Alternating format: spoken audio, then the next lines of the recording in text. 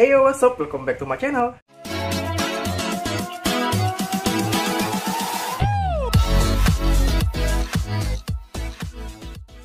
Halo everyone, welcome back to my channel. So, apa kabar kalian guys? Aku harap kalian sehat selalu ya. Ya, pada kesempatan kali ini di video ini aku akan membahas ya tentang Black Lives Matter yang benar-benar lagi banyak banget diperbincangkan di sosial media, dan terutama yang akhir-akhir ini benar-benar bikin shock banget karena dari grup idol BTS yang menyumbangkan sebesar 1 juta dolar atau dalam rupiahnya itu tuh sekitar 13,6 miliar ya, atau 14 miliar lah kita buletin kayak gitu. Dan masih banyak banget lagi idol K-pop yang mendukung atau menyuarakan dukungan mereka terhadap Black Lives Matter ini sendiri. Dan sebenarnya apa sih Black Lives Matter, dan apa yang memicu Black Lives Matter ini, dan apa yang memicu untuk idol K-pop ini mendukung Black Lives Matter? Dan itu akan kita bahas di video kali ini. Tapi sebelum itu, buat teman-teman yang belum menekan tombol subscribe, tekan dulu tombol subscribe-nya, karena dengan menekan tombol subscribe kalian bakal aku lebih oke, lebih mantap, lebih kece, dan lebih semangat lagi untuk bikin video buat kalian. Dan jangan lupa juga untuk menekan tombol lonceng notifikasi, karena dengan menekan tombol tersebut kalian menjadi orang pertama yang tahu kalau aku upload video.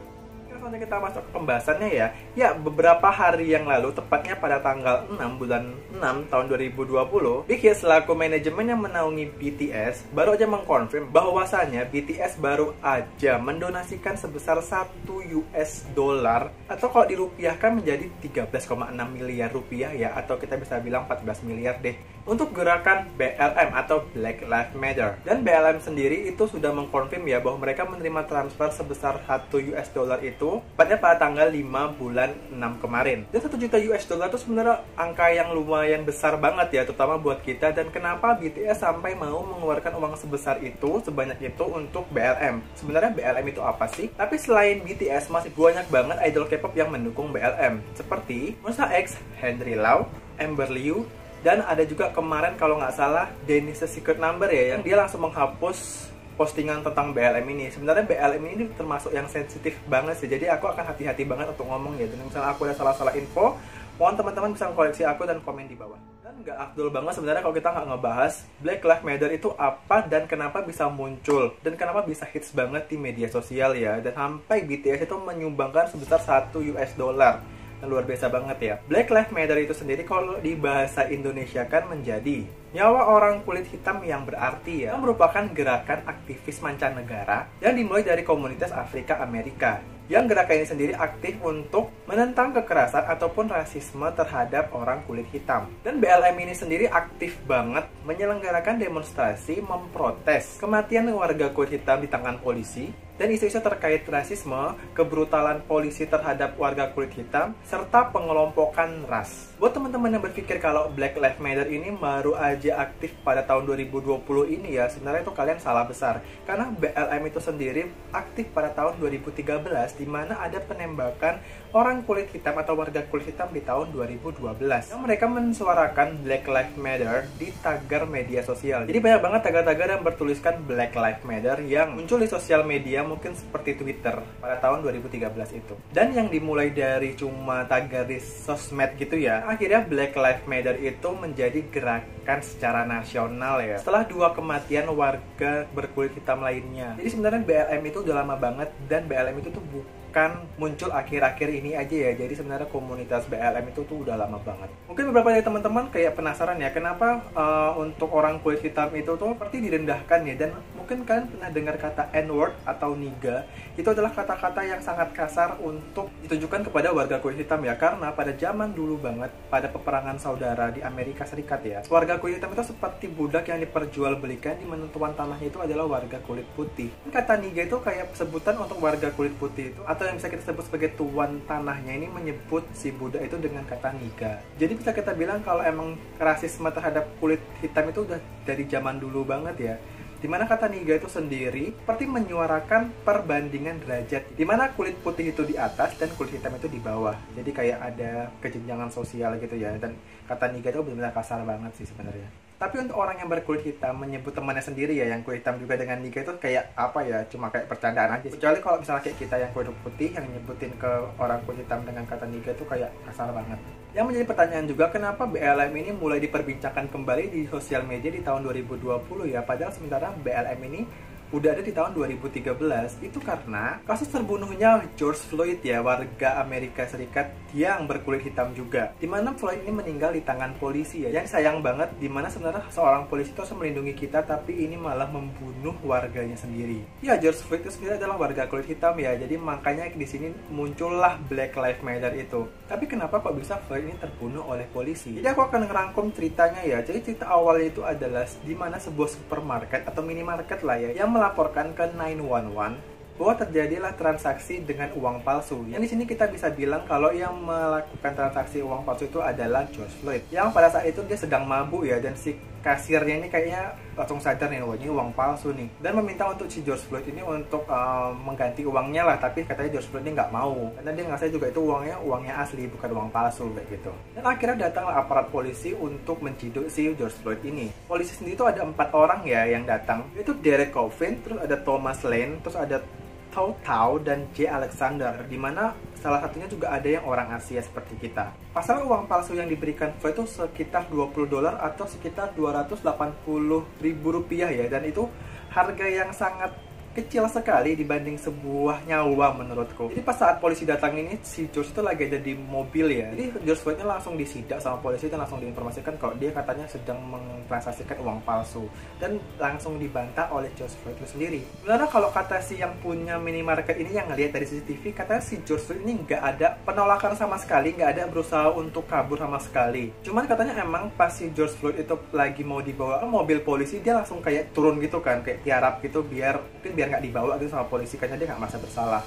Tapi yang jadi permasalahannya adalah polisi yang bernama Derek Chauvin ini langsung menindih leher dari George Floyd itu dengan sikutnya ya. Aduh, aku tuh kalau lihat fotonya sedih banget dan kayak aduh ngeri banget liatnya. Aksinya dilakukan oleh Derek Chauvin tuh biar katanya si George Floyd ini nggak kabur. Tapi kan bukannya polisi itu sendiri memiliki prosedur ya untuk penahanan seperti ini, yang katanya kan kita bisa diborgol atau mungkin tangannya dilipat di belakang terus disandarkan ke mobil, itu juga bisa kan. Aku malah baru lihat ini sih penanganan yang sangat brutal kayak gini ya, dimana kalian juga bisa ngerti lah kalau misalnya leher kalian ditindih dengan sikut itu pasti susah banget bernafas. Sebenarnya juga di sini Thomas Lane atau salah satu temannya si polisi ini ya udah sempat bilang sih sama Chauvin, kayaknya tuh si George tuh udah nggak bisa nafas tuh, tapi kata si Chauvin ini ya udah nggak apa-apa, biarin aja kayak gitu. Itu banyak banget pejalan kaki yang melihat dan menyaksikan ya, sampai merekam kejadian itu. Banyak juga kok yang meneriaki si Chauvin ini, katanya tuh si George itu udah nggak bisa nafas.